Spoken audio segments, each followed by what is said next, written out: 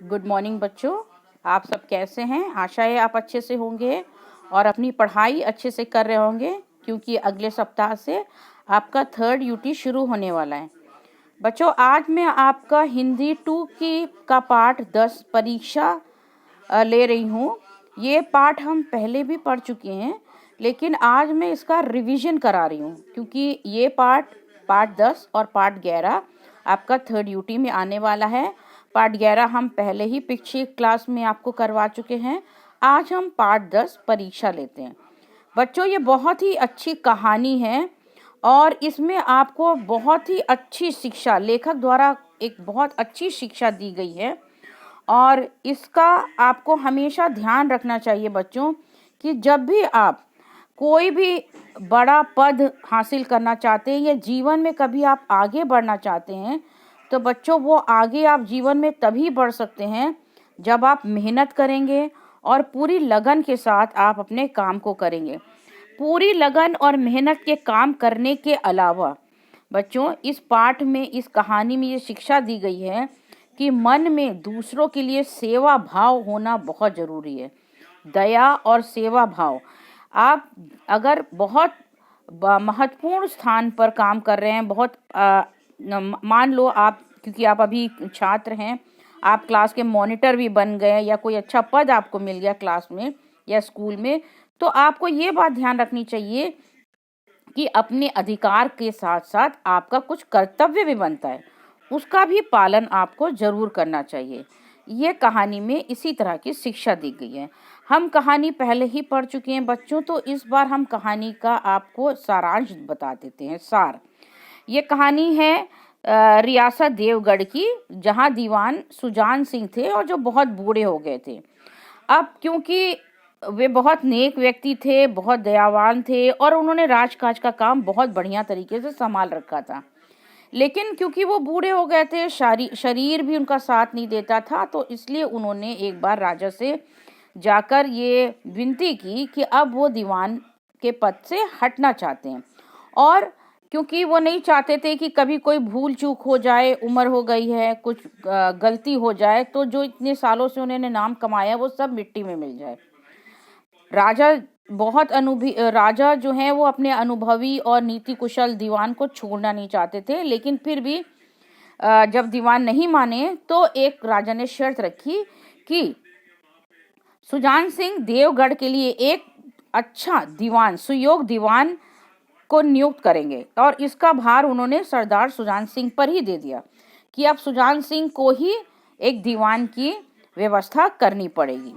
तो बच्चों, अब क्या हुआ, एक सूचना, एक विज्ञापन जारी किया गया कि दीवान की ज़रूरत है और इसके लिए जो उम्मीदवार हैं वो पहुंच जाएं। 1 महीने के लिए देवगढ़ में उनको रहना पड़ेगा और उनका ध्यान रखा जाएगा देवगढ़ में ही, और उनके 1 महीने में जैसा उनका व्यवहार होता है उस सब की जांच पड़ताल करके ही उचित व्यक्ति को ये सम्मान प्राप्त होगा।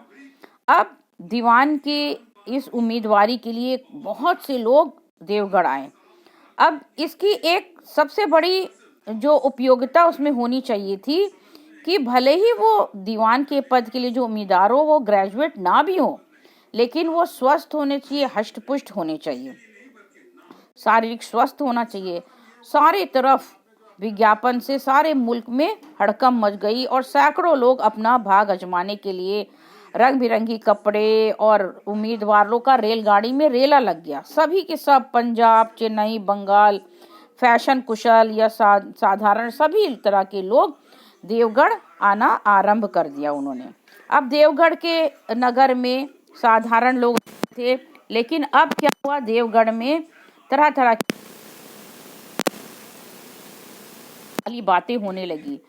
अब क्या हुआ कि देवगढ़ के लोग तो बहुत साधारण लोग थे, भले मानस थे, वो शतरंज खेलते थे और खेल कूद में दौड़ भाग करते थे। अब इन्हीं बार जब ये लोग आए दीवान के पद के लिए उम्मीदवार, तो ये अपने आप को बहुत अच्छा दिखाने की कोशिश करने लगे कि वो ऐसा इसलिए कर रहे थे कि उनको दीवान का पद मिल जाए। अब बहुत दिन बैठे बैठे होने के बाद इन लोगों ने आपस में निर्णय किया कि चलो हम लोग हॉकी का खेल खेलते हैं। कुछ लोग बड़े धुरंधर थे, हॉकी का खेलने में बहुत सक्षम थे, तो इन लोग आगे बढ़े, हॉकी का खेल खेला और दूर से सुजान सिंह इनके ऊपर नजर रखे हुए था।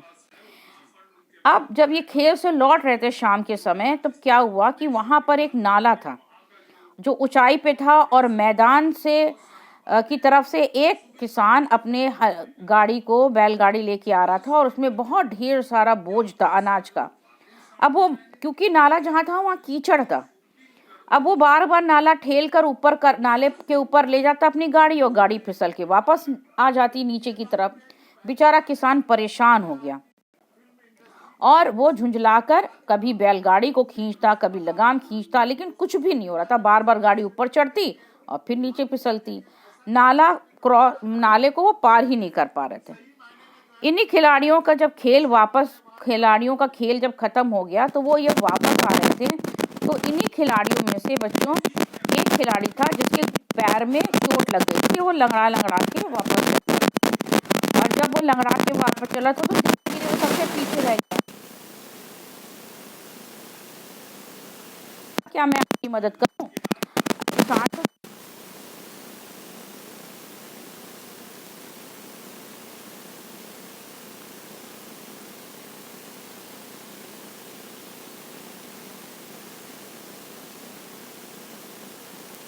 कि अगर वो नहीं होता, उसने गाड़ी नहीं आगे खिसकाई होती, तो वो आज रात भर यहीं फंसा रहता है। कटा जवान उस लोगों की परीक्षा के खातिर वेशभूषा बदल के आया था। ऐसा भी हो। अब सबको इकट्ठा किया गया बताने के लिए कि इसको दीवान के पद के नियुक्त किया गया है, और राजा सामने आए, और राजा ने ये बात कही कि दीवान पद के लिए ऐसे व्यक्ति का होना जरूरी था कि जो केवल शारीरिक रूप से स्वस्थ ना हो, मन में दया भावना होनी चाहिए, दूसरों के लिए कर्तव्य दृष्टि से होता है।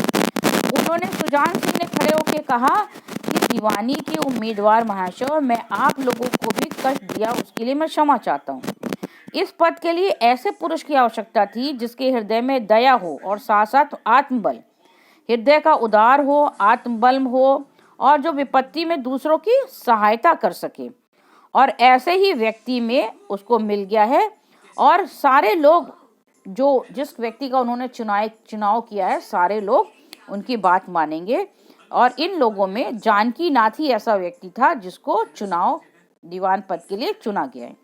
आप सब जान गए होंगे बच्चों कि जानकी नाथ ही वो खिलाड़ी था, वो व्यक्ति था जिसने किसान की मदद की थी, और सही मायने में किसान और कोई नहीं, सुजान सिंह ही थे। अंत में बच्चों सुजान सिंह ने जानकी नाथ को ही उस राज्य का, देवगढ़ का दीवान चुन लिया गया।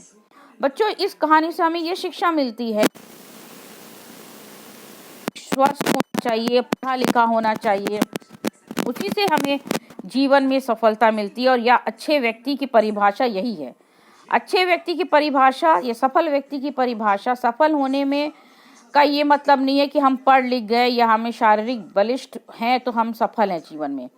जीवन में सफल वही इंसान होता है जिसके मन में दूसरे के लिए सहानुभूति, दया की भावना होती है।